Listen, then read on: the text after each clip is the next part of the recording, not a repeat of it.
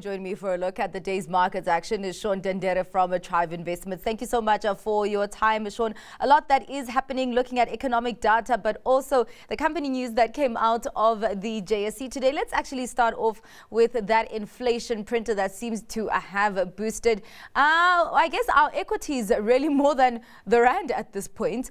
We did get a further softening of inflation with an acceleration there in October of 2.8% year on year compared to the 3.8% that we saw in September.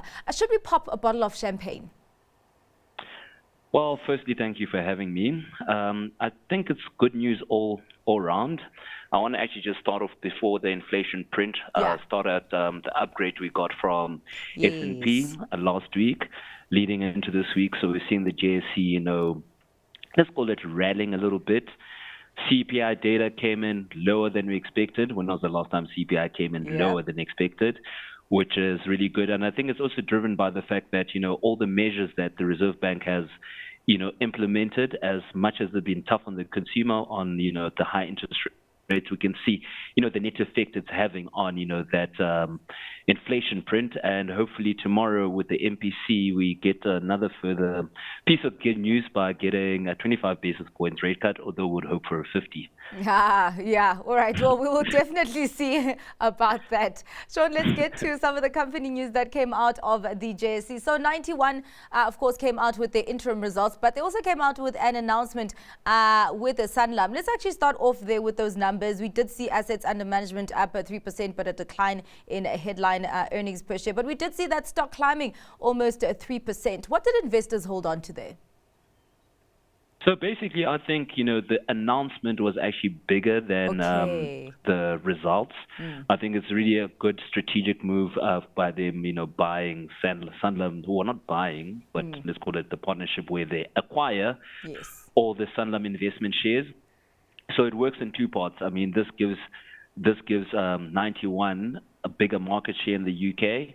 And then also from a Sanlam perspective, it's giving 91, that investment expertise. So, and these are both companies that have been in the market, in the game for a very long time in the industry. I know 91 obviously is a spin-off from Investec, but nonetheless, there is a lot of expertise there and I guess a bigger market share. So going forward, we're probably going to see those numbers actually increase locally and internationally. It's actually going to be quite interesting to see that coming through to Sanlam because, this has been one of the insurance counters on the JSE that have just continued with the upward momentum. So we'll be keeping a very close eye on how that filters through to the actual numbers going forward. Let's go into food producing, looking at RFG Holdings. They're releasing their annual results. They did see a tepid increase in revenue, but actually a double-digit growth in their bottom line. Talk to me about the drivers of these numbers that we saw and really also what investors liked about it because we did see that share price surging 8%.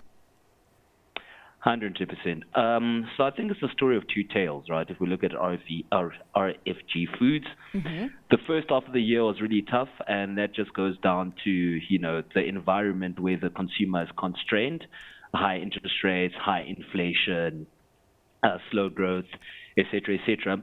But as we go into the second half of the year, we've seen, the inflation tapering down. We're seeing the rate cuts coming through. But what RFG did, which I think was quite fascinating, is that they were more innovative with their product offering, right? Especially from a local perspective. So they realized, okay, cool, this environment that we are operating in, we need to basically expand on, what the product offering that they're having in order for it to actually appeal to, the consumer and where the consumer's at.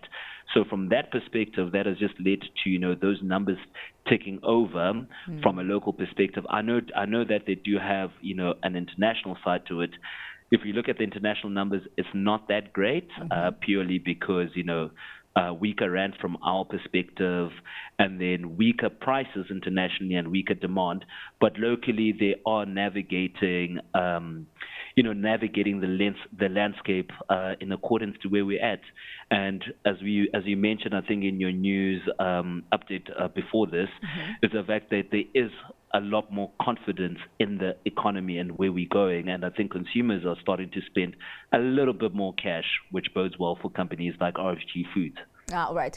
Well, back to insurance because Momentum did release its operating update for 3 months. And looking at the key metrics there, they were in high single digits and double-digit growth on that front. Of course, investors also holding on to that with the share up almost 2.5%. Talk to me about the position of Momentum here.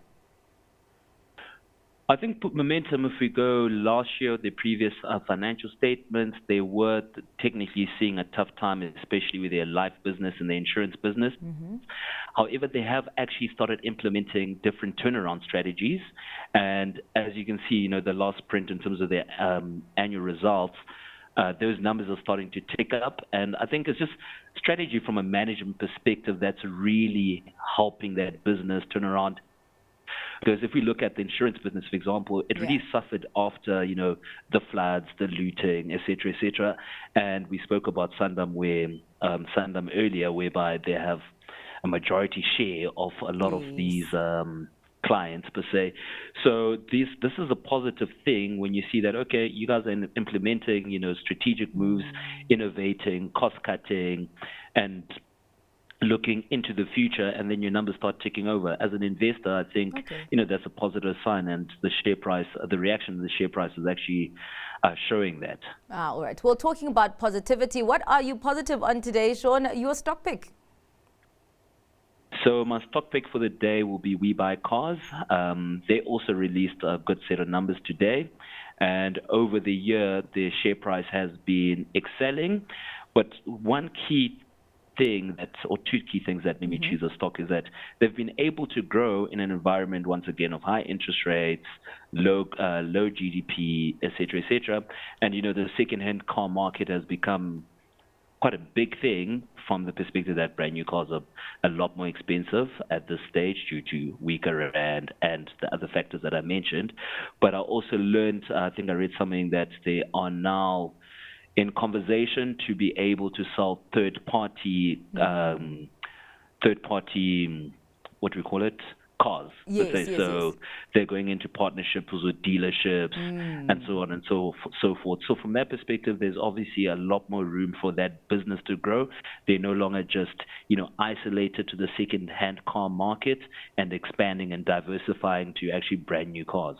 All right. Well, thank you so much for your time and for your insights on what has moved investors' money today, Shaun. Much appreciated. That was Shaun Dendere from Trive Investments.